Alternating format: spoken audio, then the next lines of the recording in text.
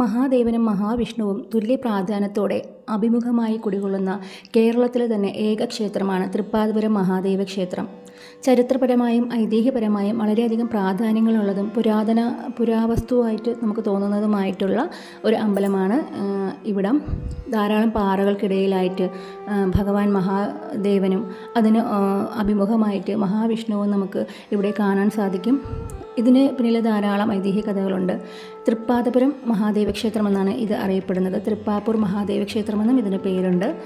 ഈ തൃപ്പാദപുരം മഹാദേവ ക്ഷേത്രം സ്ഥിതി ചെയ്യുന്നത് തിരുവനന്തപുരം കഴക്കൂട്ടം കുളത്തൂർ എന്ന് പറയുന്ന സ്ഥലത്ത് തൃപ്പാദപുരം എന്ന് പറയുന്ന ഒരു പ്രദേശത്താണ്.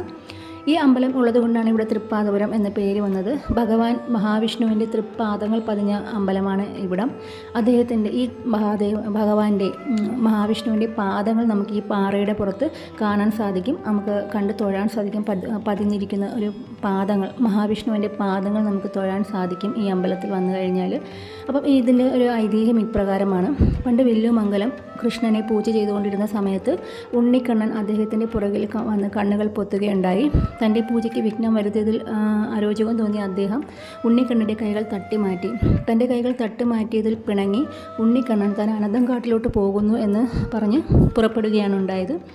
ഇത്രയും നാൾ തൻ്റെ കൂടെ ഉണ്ടായിരുന്ന ഉണ്ണിക്കണ്ണൻ പോയതിൽ വിഷമം തോന്നിയ വില്ലുമംഗലം അനന്തങ്കാട് അന്വേഷിച്ച് യാത്രയായി. അങ്ങനെ വളരെയധികം യാത്രകൾ ചെയ്ത ഒടുവിൽ അദ്ദേഹം അനന്തങ്കാട് കണ്ടെത്തുകയും അനന്തങ്കാടിൽ ചെന്ന് നോക്കിയപ്പോൾ ഈ ഉണ്ണിക്കണ്ണൻ ഒരു ഇലിപ്പമരത്തിലോട്ട് ലയിച്ചു ചേരുകയും ആ ഇലിപ്പമരം മറിഞ്ഞു വീണ് അനന്തശയന രൂപത്തിലുള്ള പത്മനാഭ വിഗ്രഹം ഉണ്ടാവുകയും ചെയ്തു. അത് വളരെയധികം വലിപ്പമായിരുന്നു. അതിൻ്റെ തലഭാഗം തിരുവനന്തപുരത്ത് തന്നെ തിരുവല്ലം എന്ന് പറയുന്ന ഒരു ഭാഗത്തും ഉടൽ ഭാഗം ഇപ്പോഴത്തെ പത്മനാഭസ്വാമി ക്ഷേത്രത്തിൻ്റെ ഭാഗത്തും പാദങ്ങൾ ഈ തൃപ്പാദപുരത്തുമാണ് ഉണ്ടായിരുന്നത്. അപ്പോൾ തനിക്ക് ഭഗവാനെ മുഴുവനായി ചുറ്റി കാണാൻ സാധിക്കാത്തത് കൊണ്ട് തൻ്റെ കയ്യിലുള്ള ദണ്ഡിൻ്റെ 3 ഇരട്ടി വലുപ്പത്തിലോട്ട് ചുരുങ്ങുവാൻ വില്ലുമംഗലം അഭ്യർത്ഥിച്ചതനുസരിച്ചിട്ടാണ് ഈ വിഗ്രഹം ഇപ്പോഴത്തെ നിലവിലുള്ള പത്മനാഭസ്വാമി ക്ഷേത്രത്തിൻ്റെ സൈസിലോട്ട് മാറിയിട്ടുള്ളത് എന്ന് പറയപ്പെടുന്നു. അപ്പോൾ അങ്ങനെ ഈ ഭഗവാന്റെ ഈ പാദങ്ങൾ പതിഞ്ഞ ഭാഗമാണ് ഈ തൃപ്പാദപുരം എന്ന് പറയുന്നത്. ഈ തൃപ്പാദപുരത്ത് സ്വയംഭൂവായിട്ട് ഉണ്ടായ ഈ മഹാവിഷ്ണുവിൻ്റെ വിഗ്രഹം വരാൻ കാരണം, അതായത് അഭിമുഖമായിട്ട് വരാൻ കാരണം എന്താണെന്ന് വെച്ചാൽ ഇവിടെ കിരാത രൂപത്തിലുള്ള മഹാദേവനാണുള്ളത്. അർജുനൻ പാശുപതാസ്ത്രം കിട്ടുന്നതിന് വേണ്ടിയിട്ട് ഇവിടെയാണ് തപസ് ചെയ്തത്. അപ്പോൾ കിരാത രൂപത്തിൽ വന്ന മഹാദേവനെ ശാന്തമാക്കുന്നതിന് വേണ്ടിയിട്ട് അനുഗ്രഹഭാവത്തിലോട്ട് കൊണ്ടുവരുന്നതിന് വേണ്ടിയിട്ടാണ് മഹാവിഷ്ണു മഹാദേവനെ അഭിമുഖമായിട്ട് കുടികൊണ്ടിട്ടുള്ളത് ഇവിടെ. അതുകൊണ്ട് ഇപ്പോഴത്തെ മഹാദേവന് എപ്പോഴും അനുഗ്രഹഭാവമാണുള്ളത്. നമുക്ക് മഹാദേവൻ്റെ ഈ ശിവലിംഗത്തിൻ്റെ ഓവ് മുറിച്ച് കടന്ന് ചുറ്റി പ്രദക്ഷിണം ചെയ്യാൻ ഈ അമ്പലത്തിൽ സാധിക്കും. കാരണം അനുഗ്രഹഭാവത്തിൽ കുടികൊള്ളുന്നത് കൊണ്ട്. ഇവിടെ മറ്റൊരു പ്രത്യേകത എന്ന് പറയുന്നത് ഇവിടുത്തെ അമ്പലം വട്ടത്തിലാണ് കേട്ടോ ചെയ്തിരിക്കുന്നത്.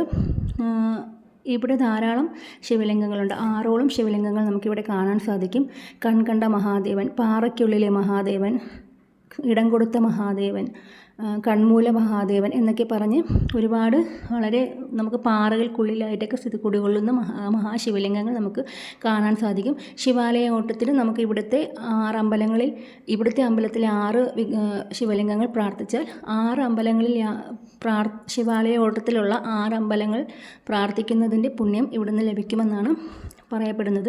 പിന്നെ ഇവിടുത്തെ മറ്റൊരു പ്രത്യേകതയാണ് ഇവിടുത്തെ കണ്ണുതീർത്ഥക്കുളം എന്ന് പറയുന്നത്. അതും ഒരു പാറയുടെ ഇടയിലായിട്ട് ഉള്ളൊരു കുളമാണ്. ഒരു കണ്ണിൻ്റെ ആകൃതിയിലുള്ള ചെറിയ ഒരു കുളം പോലത്തെ ഒരു ചെറിയൊരു ഇതാണ് കേട്ടോ. നമുക്ക് കാണുമ്പോൾ തന്നെ അറിയാൻ പറ്റും കണ്ണിൻ്റെ ആകൃതിയിലാണ് അതിരിക്കുന്നത്.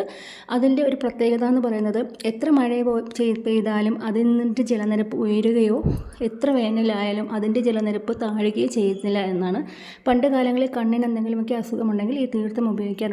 ഈ തീർത്ഥം എങ്ങനെയാണ് ഉണ്ടായതെന്ന് പറയുന്നത് ഈ പാശുപതാസ്ത്രത്തിന് വേണ്ടി അർജുനനും കിരാതൻ രൂപത്തിലുള്ള മഹാദേവനുമായി യുദ്ധം ചെയ്യുന്ന സമയത്ത് അർജുനൻ്റെ അസ്ത്രമേറ്റ് മഹാദേവൻ്റെ കൈകൾ മുറിയുകയുണ്ടായി. അപ്പോൾ അദ്ദേഹത്തിൻ്റെ കൈകൾ മുറിഞ്ഞ് രക്തം വരുന്നത് കണ്ട് പാർവതി ദേവിയുടെ കണ്ണിൽ നിന്നും കണ്ണുനീരൊഴുകുകയുണ്ടായി. ആ കണ്ണുനീരാണ് ഈ തീർത്ഥമായി മാറിയത് എന്നാണ് പറയപ്പെടുന്നത്. ഈ കണ്ണുതീർത്ഥ കുളത്തിലോട്ട് നമ്മളൊരു നാരങ്ങയോ എന്തെങ്കിലും ഇടുകയാണെങ്കിൽ അത് ക്ഷേത്രത്തിൻ്റെ വടക്ക് ഭാഗത്തുള്ള കുളത്തിൽ 2 ദിവസം കഴിയുമ്പോൾ പൊങ്ങുന്നത് കാണാൻ പറ്റും. അപ്പം വളരെയധികം പ്രത്യേകതകളും പ്രാധാന്യവും ചരിത്രപരമായിട്ടൊക്കെ ഉള്ളൊരു അമ്പലമാണ് ഇവിടം എന്ന് പറയുന്നത്. മഹാദേവൻ്റെ ക്ഷേത്രങ്ങളിൽ ഏറ്റവും പ്രാധാന്യമുള്ളൊരു അമ്പലമാണ്.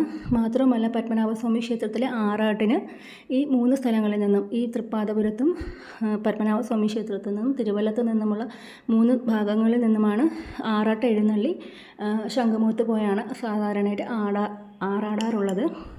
അങ്ങനെ വളരെ പുണ്യമായിട്ടുള്ള ഒരു സ്ഥലമാണ്. ക്ഷേത്ര പരിസരവും ക്ഷേത്രക്കുളവും എല്ലാം നമുക്ക് കാണുമ്പോൾ അത് മനസ്സിലാക്കാൻ സാധിക്കും. മഹാദേവനെയും മഹാവിഷ്ണുവിനെയും നമുക്ക് ഒരുമിച്ച് കണ്ട് തൊഴുത് നമ്മുടെ ആഗ്രഹങ്ങൾ സാധിക്കാൻ പറ്റുന്ന ഒരു അമ്പലമാണ് ഇവിടം. അപ്പോൾ തിരുവനന്തപുരത്ത് വരുന്നവർ ഉറപ്പായിട്ടും ഇവിടെ വന്ന് തൊഴണം. നമുക്ക് വളരെയധികം അനുഗ്രഹം ലഭിക്കുന്ന ഒരു ഭാഗമാണ് ഇവിടം. അപ്പം എല്ലാവർക്കും എൻ്റെ ഈ വീഡിയോ ഇഷ്ടപ്പെട്ടു എന്ന് വിചാരിക്കുന്നു. ഇതാണ് നമ്മുടെ തൃപ്പാദപുരം ഭഗവാന്റെ പാദങ്ങൾ പതിഞ്ഞിരിക്കുന്ന പ്രദേശം. ഇതാണ് ഈ വീഡിയോയിൽ കാണുന്നതാണ്. അപ്പോൾ എല്ലാവർക്കും